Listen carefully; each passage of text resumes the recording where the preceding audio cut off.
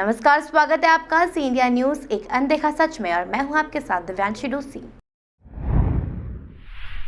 उत्तर प्रदेश के पूर्व मुख्यमंत्री समाजवादी पार्टी के राष्ट्रीय अध्यक्ष अखिलेश यादव 2 दिवसीय मध्य प्रदेश के दौरे पर थे, जहां आज दूसरे दिन इंदौर प्रेस क्लब में मीडिया से रूबरू हुए, जहां उन्होंने अतीक अहमद के बेटे के एनकाउंटर सहित उनकी सरकार में किस तरह से कार्य हुए हैं, ऐसे तमाम सवालों के जवाब दिए। मध्य प्रदेश सहित कई राज्यों में आगामी समय में विधानसभा चुनाव होने वाले हैं, तो वहीं 2024 में लोकसभा चुनाव के लिए कांग्रेस तमाम दलों से गठबंधन पर जोर लगा रहा है। ऐसे में उत्तर प्रदेश की प्रमुख दल समाजवादी पार्टी के राष्ट्रीय अध्यक्ष अखिलेश यादव भी कांग्रेस के साथ जाना चाहते हैं। यह बात उन्होंने इंदौर प्रेस क्लब में प्रेस से मिली एक कार्यक्रम में इशारों में जाहिर की है। अतीक अहमद के बेटे के एनकाउंटर सवाल खड़े किए गए। वहीं अपनी बात की शुरुआत करते हुए अखिलेश यादव ने इंदौर शहर की तारीफ की और उत्तर प्रदेश के एक्सप्रेस वे की जानकारी दी। उन्होंने उत्तर प्रदेश की भी तारीफ की और कहा कि हमारा प्रदेश एक तरह से पूरा देश है। उन्होंने भाजपा पर निशाना साधते हुए कहा कि बीजेपी जब 80 सीट जीतने के सपने देखती है तो समाजवादी पार्टी उससे बड़े सपने देखकर कार्य करती है। इंदौर के मेट्रो प्रोजेक्ट का जिक्र करते हुए प्रधानमंत्री नरेंद्र मोदी पर अखिलेश यादव ने निशाना साधा और कहा कि मोदी अपने पार्लियामेंट क्षेत्र में मेट्रो नहीं ला पाए, वहीं सीएम योगी भी अपने क्षेत्र में मेट्रो नहीं ला पाए। अखिलेश यादव बोले कि आगामी समय में मध्य प्रदेश में होने वाले चुनाव में उनकी पार्टी रोजगार, इंफ्रास्ट्रक्चर, उद्योगपति, लोगों की फरारी, उद्योग खत्म होने, ऑनलाइन कार्यों से आमजन पर प्रभाव सहित ऐसे कई मुद्दों को लेकर वह चुनाव में उतरेगी। भाजपा पर अखिलेश यादव ने जमकर जुबानी प्रहार किया और कहा कि बीजेपी का एक ही मुद्दा होता है, धर्म का झगड़ा करा दो, जाति का झगड़ा करा दो और वोट ले लो। ऐसे तमाम सवालों के जवाब यूपी के पूर्व मुख्यमंत्री अखिलेश यादव ने बेबाकी से दिए और बीजेपी पर जमकर निशाना साधा। साथ नहीं, किसी अपराधी के साथ नहीं, लेकिन जात के नाम पर, धर्म के नाम पर सरकार भेदभाव क्यों कर रही है? अगर मुख्यमंत्री के स्वजाति लोग हैं तो उन्हें फूल से मारा जाएगा, फूल से छुआ जाएगा। ये बात मुझे नहीं बोलनी चाहिए, लेकिन मजबूरी में मुझे ये बातें बोलनी पड़ रही है। मैं तो सदन में कहा उनसे कि 10 माफियाओं की सूची दीजिए, 100 की सूची दीजिए, नहीं है। और हमारे तो मुख्यमंत्री ऐसे हैं जिन्होंने अपने केस वापस लिए। अगर सूची बनती माफियाओं की तो बताओ गोरखपुर का सबसे ऊपर नाम किसका होता? तो अब कहते हैं कि हम समाजवादी लोग अपराधियों के साथ हैं। हालांकि आप में से कोई बुरा न मानना, आजकल पैकेज का जमाना है, तो सुने जाते हैं हम लोग, एक शर्ट के संग एक शर्ट फ्री मिल जाती है। आप सरकार का देखो, यूपी का मुझे पता है 2000 करोड़ का बजट है केवल चैनल को खबर दिखाने का, कि आपको खबर क्या दिखानी है। हम भी मुख्यमंत्री रहे, हमने भी पैकेज को देखा है कि क्या पैकेज होता है।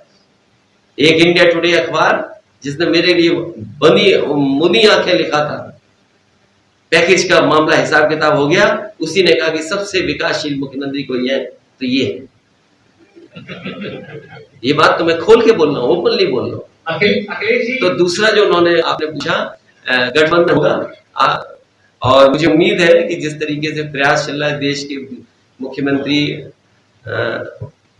केसीआर साहब, मुख्यमंत्री ममता बनर्जी जी, मुख्यमंत्री नीतीश कुमार, हम लोग कोशिश कर रहे हैं कि कोई ना कोई ऐसा गठबंधन हो, फ्रंट हो, दल हो जो बीजेपी से मुकाबला करे। अखिलेश जी, मध्य प्रदेश में विधानसभा चुनाव नजदीक है, मध्य प्रदेश को लेकर आपकी क्या तैयारियां हैं और क्या संभावनाएं आपकी पार्टी देख रही है? देखिए, तैयारी इतनी अच्छी है हमारी, अभी हमारा ही प्रत्याशी लेके बीजेपी ने जिता दिया। अभी जो बाई इलेक्शन हुआ था पृथ्वीपुर में, किस पार्टी का था प्रत्याशी? देखो हमारी तैयारी कितनी अच्छी थी, हमारे प्रत्याशी बीजेपी को लेना पड़ा और एक विधायक था, सरकार उसी ने बनाई थी, कांग्रेस की। हमारी तैयारी होगी और जो हमारे सवाल हैं, संविधान को खतरा, अधिकारों को मिलना, जो वंचित लोग हैं उनके सपने नहीं पूरे हो रहे, उन सवालों को, आदिवासियों के सवाल हैं, सरकार इतने लंबे समय रही है, उन समस्याओं का समाधान क्यों नहीं हो पाया, उन तमाम सवालों को लेकर। बेरोजगारी, सबसे बड़ा तो बेरोजगारी सवाल है। हमारे मुख्यमंत्री जी कहते हैं कि 100 में 4 बेरोजगार हैं। आपका प्रदेश और आगे हमसे, क्योंकि नंबर 1 है हर चीज में। तो हो सकता है यहाँ की सरकार कहे, कई ऐसे प्रदेश हैं जिन्होंने अपनाया, और जितना समाजवादियों ने लैपटॉप डिस्ट्रीब्यूट करके दिखाया उतना कोई सरकार नहीं कर पाई। मैं आज भी कभी गांव में जाता हूं या किसी जिले में जाता हूं तो मैं नौजवान को खड़ा हुआ देखता हूं और अपने हाथ में वही लैपटॉप जो समाजवादियों ने दिया था वो कभी कभी हमें दिखा करके ये बताने की कोशिश करता है कि आपकी सरकार का ये लैपटॉप दिया हुआ है। मुझे अच्छी तरह याद है, झांसी के बगल में बरुआ सागर जो आपके बॉर्डर का इलाका है, वहां पर एक बच्चे को मैंने लैपटॉप दिया था।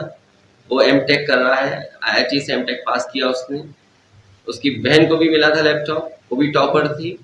और जब मैं उसमें गया तो मुझे पता लगा यूपी और मध्य प्रदेश का कोई फर्क नहीं था वहां। जितने यूपी के बच्चे वहां रहते थे या मध्य प्रदेश के रहने लोग चले गए थे या पढ़ने, उन सब बच्चों को लैपटॉप दिया था।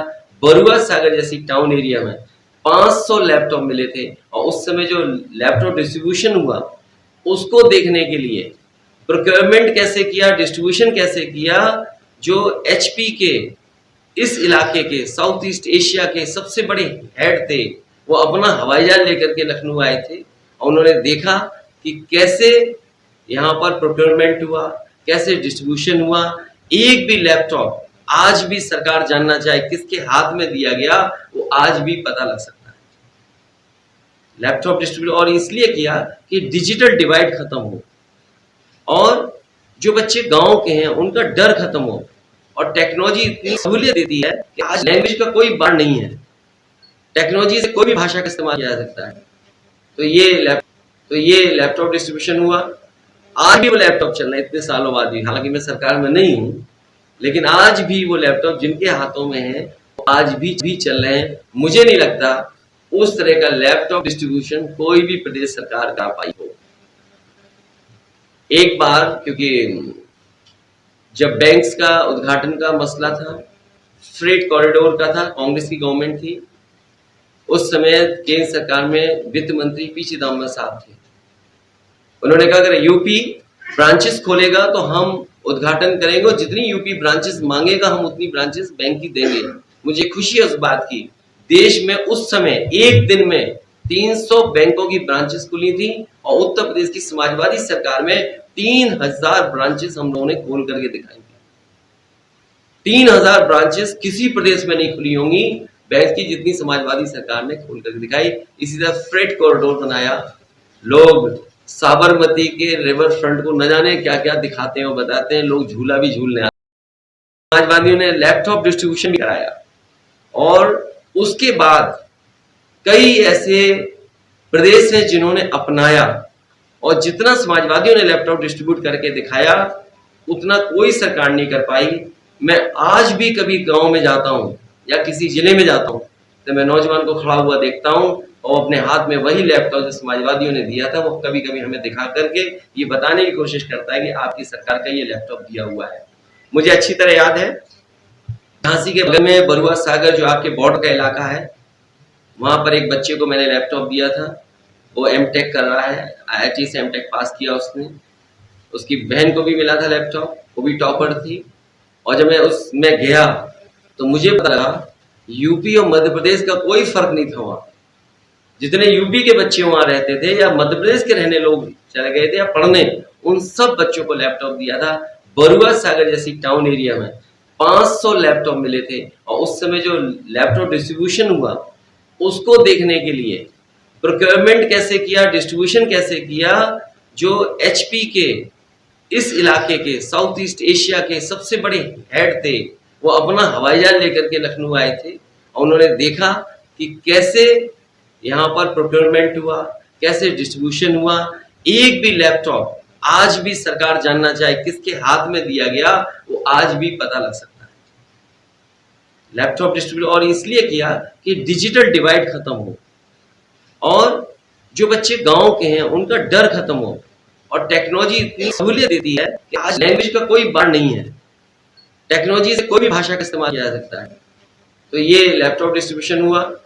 आज भी वो लैपटॉप चल रहा है इतने सालों बाद भी, हालांकि मैं सरकार में नहीं हूं, लेकिन आज भी वो लैपटॉप जिनके हाथों में है आज भी चल रहे हैं। मुझे नहीं लगता उस तरह का लैपटॉप डिस्ट्रीब्यूशन कोई भी प्रदेश सरकार कर पाई हो। एक बार क्योंकि जब बैंक्स का उद्घाटन का मसला था, फ्रेट कॉरिडोर का था, कांग्रेस की गवर्नमेंट थी, उस समय केंद्र सरकार में वित्त मंत्री पी चिदम्बरम साहब थे। उन्होंने कहा अगर यूपी ब्रांचेस खोलेगा तो हम उद्घाटन करेंगे और जितनी यूपी ब्रांचेस मांगेगा हम उतनी ब्रांचेस बैंक की देंगे। मुझे खुशी है उस बात की। देश में उस समय एक दिन में 300 बैंकों की ब्रांचेस खुली थी और उत्तर प्रदेश की समाजवादी सरकार में 3000 ब्रांचेस हम लोगों ने खोल करके दिखाई थी। 3000 ब्रांचेस किसी प्रदेश में नहीं खुली होंगी बैंक की जितनी समाजवादी सरकार ने खोल करके दिखाई। इसी तरह फ्रेट कॉरिडोर। तमाम खबरों के लिए जुड़े रहे हमारे साथ और देखते रहिए सी इंडिया न्यूज़, एक अनदेखा सच।